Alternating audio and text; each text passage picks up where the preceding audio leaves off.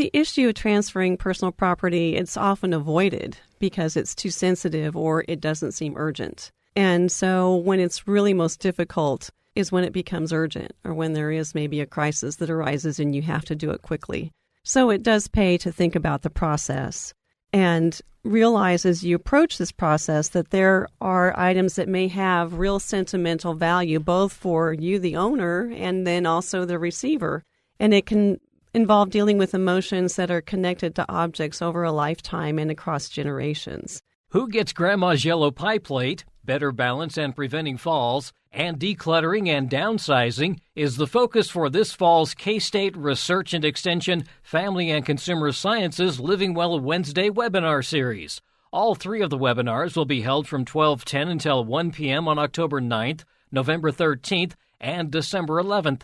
On today's Sound Living, learning more about the things that can make our lives better. Sound Living is a weekly public affairs program produced by Research and Extension at Kansas State University. I'm Jeff Wichman. K-State Research and Extension Family and Consumer Sciences Specialist for the Northeast region, Sharolyn Jackson, says the fall series is focused on topics that many people often struggle with, such as how to distribute personal possessions, how to reduce the risk of falling, and how to part with things we no longer need. Sharolyn, this is a series that really started way back in 2021 when you did a holiday edition, and you've been doing this every year since, and we are up now to fall 2024 series, and you managed to find different topics every year, year after year, and all of this kind of relates to what people need to know, things that they might not even be aware of, and this one is kind of interesting because we're looking at some things that really deal with taking care of what we already have and what we may be getting in terms of the first one. We're looking at who gets Grandma's yellow pie plate, and that kind of deals with, I guess you would say, family heirlooms. It really does, and it's something that we're all going to have to deal with at some point in our lives. And just kind of getting back to what you said about the series, the Living Well Wednesday actually started during the pandemic, or a response to how we could modify our programming during that time, and we found that it's really a good way to deliver information to the public on a wide variety of topics. And what I like about this series, it really shows how broad and deep the field of family consumer sciences is. There's just so much we can talk about that just affects our daily living. And we think of health very broadly, including physical, mental, financial, relationship, health. All these things relate to how do we live well, which is what our series is about. And so, yes, we start out with who gets Grandma's yellow pie plate, which is really a focus on how do you transfer non-title property, which I'll be glad to talk about in just a moment. But then our second webinar is dealing with fall prevention with Dr. Erin Martinez, our adult development and aging specialist. And then in December, we follow up again on decluttering and downsizing. How do we put to practice some of the things that we've sort of initiated in our first webinar, thinking about how to transfer non-title property. So I'm really excited that we can have some of our extension agents that are presenting. Melinda Daly from Sunflower District, Teresa Hatfield from Meadowlark District presenting on the first one, and then Caroline Crouch from West Plains District in western Kansas. So I'm really excited about that and allowing our agents to showcase a lot of programming that they do locally. Yeah, that's one of the things we maybe don't realize is just how many programs those agents do throughout the year. And like you mentioned, they do cover a wide variety of topics. A very wide variety. And so we might look at that title, Who Gets Grandma's Yellow Pie Plate? And you think, well, what does that really mean? What's that all about? And we utilize a program that's research-informed from Minnesota, University of Minnesota Extension, and it provides practical strategies to protect family relationships when passing on personal possessions. And like we said earlier, very few families will escape this process of making decisions about distributing the personal property. And while it may seem simple, decisions about personal items can be challenging and oftentimes can lead to serious family conflicts if they're not handled in an appropriate way. Our partners in Minnesota have also created a workbook that offers hands-on worksheets and practical suggestions, some strategies to consider for this process, and they've also collected a lot of real-life stories. And I would predict that many listeners have stories they can share as well. I would imagine they do. And part of this, I think, that really strikes me is the fact that having a strategy, because you're most likely in kind of a emotional state to begin with when you go through this process, and then having to make big decisions. And when you have at least some guidelines or some ways of thinking about how it could be done, that really could solve some of those family relationship issues. Yes, it really does pay to think about the process at the very beginning before you go through it. So think for a moment about what a yellow pie plate might represent. In your family, it might also be Dad's hat collection or an antique radio or a clock or something that people have associated memories with. But visualize for a moment. So this is no ordinary yellow pie plate. It holds a lot of special memories of times spent in the kitchen baking pies. It was passed on from your great-grandmother to your grandmother, and that tradition of baking pies has continued. It's always on the table at family gatherings. So who will get the yellow pie plate next? It's not just a pie plate. It's a piece of living history. And so we know that there are items like that in every family, and how are those going to get passed on? I guess I can't ask for the answer to that because we want people to tune into the webinar, but Exactly. the question is there, and I'm assuming there is a good process for reaching a conclusion. Well, the issue of transferring personal property, it's often avoided because it's too sensitive or it doesn't seem urgent. And so when it's really most difficult is when it becomes urgent or when there is maybe a crisis that arises and you have to do it quickly. So it does pay to think about the process and realize as you approach this process that there are items that may have real sentimental value both for you, the owner, and then also the receiver.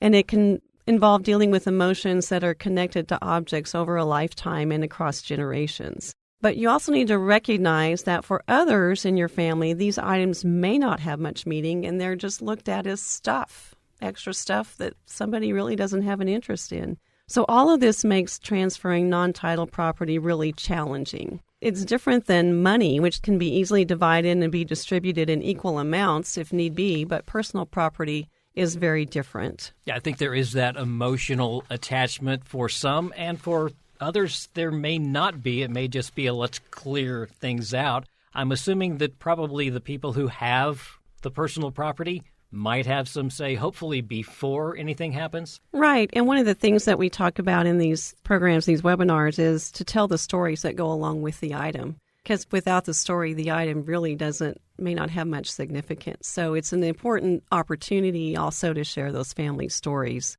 But there are some things that are covered in the webinar in one of these presentations if your local extension agent offers this program. And then also things that the workbook, which I would encourage if you're really serious about this process, that after the webinar you follow up and we'll share how to get one of the workbooks, but they're really, really helpful. And so they start out with this general overview of the issue that we know affects everyone. Why should you make a decision about both title and non-title property? And then understanding that sensitivity, realizing that it's hard to face loss and transitions, that people will have different perceptions of what's fair, and the realities of these family experiences. And I think one of the hardest parts is just starting the process. So how do you get started? It's often easy to avoid because you just don't know where to start. And some tips about talking about sensitive issues. And then next you need to determine what are your goals, what do you want to accomplish in this whole process. I remember years ago when my dad passed away unexpectedly, we'd not talked about any of these issues. And there were a lot of other things to consider. There was a farm, a dairy farm. But what I knew and what my brother knew was that he would want that family farm to continue. So that was the general goal that we proceeded with in terms of how we went about things and working through that process. And then to determine what fair means in your situation. This is important to a lot of people. Does fair mean equal? What does it mean to potential receivers, and how can you learn this? How do you find out what does fair mean to the people that are involved?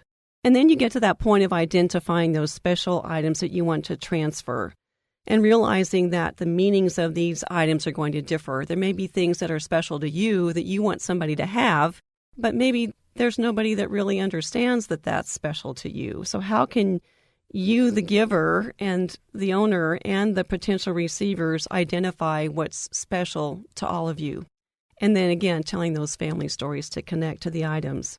What I really like about this program is the distribution options and the consequences. So they provide a lot of distribution options that you can consider and what the consequences might be for those different options. So it's important to know that there are lots of ways you can go about the process. There's not one right answer. And then what happens if you do nothing? I think we also need to know that. What happens if you do nothing at all?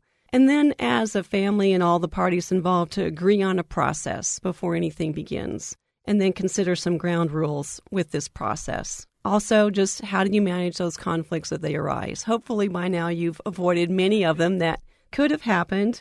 But how do you manage conflicts? And in the program, we offer tips for how to listen better, how to say what you need to say, and how to watch for a situation where people might blame each other for different things and how to handle this.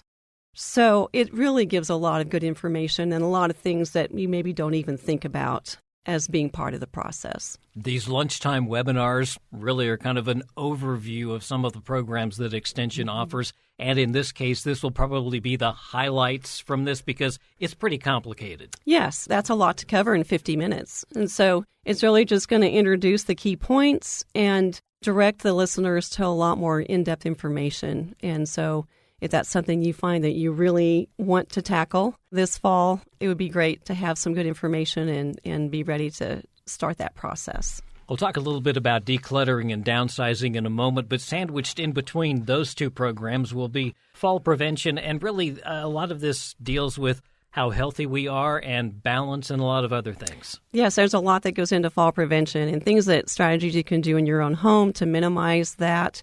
Also ways that you can physically strengthen yourself to where that becomes less of an issue so you can stay in place in your own home longer.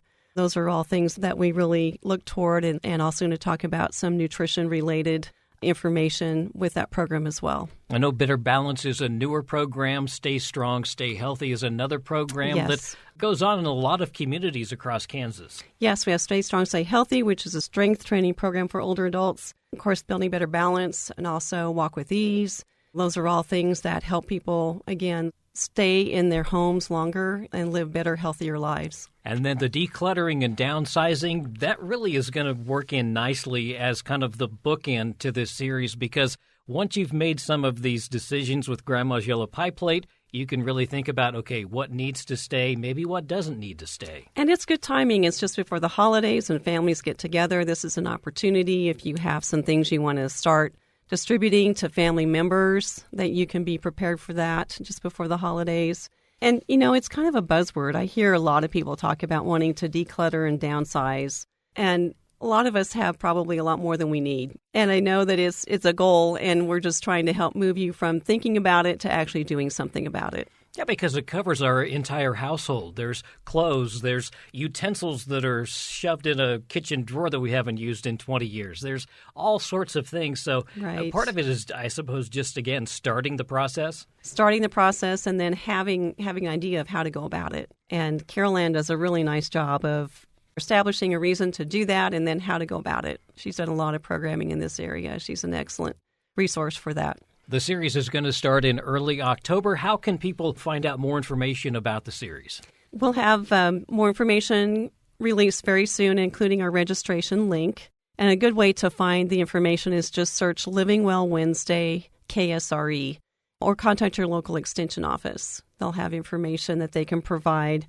And once you register for one webinar in this series, you're automatically registered for the next, but you can register at any time during the 3-month period. And you can also watch a lot of the previous webinars as well. Exactly. Once you get to the website, by doing that search, Living Well Wednesday, KSRE, you'll find recordings from our series from when we started. So there's lots of good information, and we always attach to that our resources along with the recording of the webinar. That's K-State Research and Extension Family and Consumer Sciences Specialist for the Northeast Region, Sharolyn Jackson, with information on this fall's Living Well Wednesday webinar series. Again, the first in this series is October 9th, followed by webinars on November 13th and December 11th. To learn more and to register for the series, do an online search for Living Well Wednesday KSRE. Sound Living is a weekly public affairs program produced by Research and Extension at Kansas State University. I'm Jeff Wichman,